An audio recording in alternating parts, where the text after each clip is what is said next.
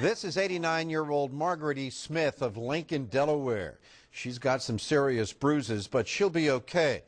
And in case anybody asks, she is one tough lady.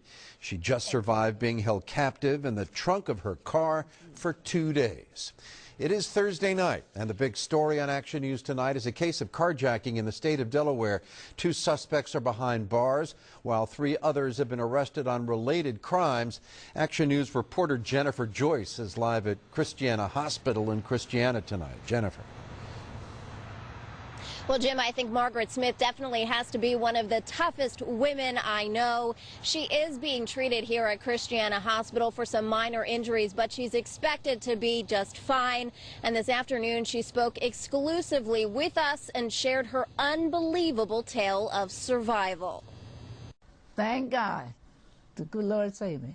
89-year-old Margaret Smith of Lincoln, Delaware is relieved to have survived the wildest ride of her life. I'm just still shaking. Police say it started Monday afternoon in Milford when 2 teenage girls, later identified as 14-year-old Janiyah McDonald and 15-year-old Jacqueline Perez, asked her for a ride home. Smith kindly said yes, but after a brief drive through town, police say the girls grabbed the keys, stole money from the victim, and forced her into the trunk of her car. Then they opened the door and shoved me in the trunk and locked it.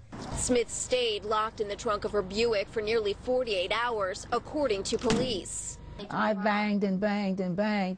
And during the reckless car ride that felt more like a roller coaster, Smith's frail body repeatedly banged against the back seat. She had no idea where she was headed. And then I heard them say something about Salisbury one time. They were just flying.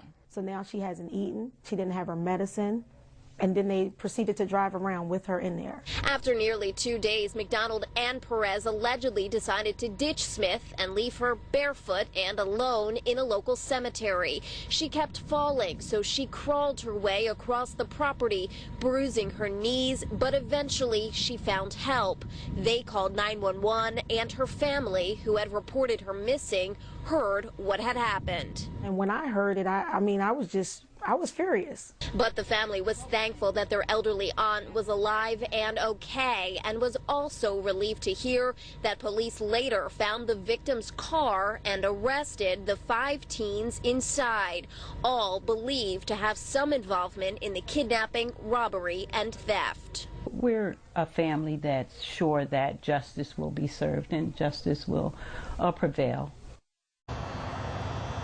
And Smith says that the girls threatened to kill her if she told anyone what had happened. Well, tonight the group of 5 teens is charged with some pretty serious crimes.